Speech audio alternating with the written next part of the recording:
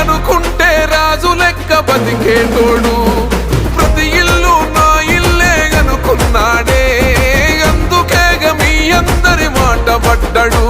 మా పవనన్నని ఒక్కసారి తాకి చూడురా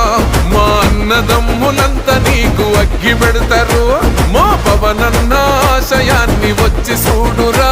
జల్పగోడైన జనసేన జెండా పడతాడు పిఠాపురం మేము పిఠాపురం ఎమ్మెల్యే గారి తాలూకా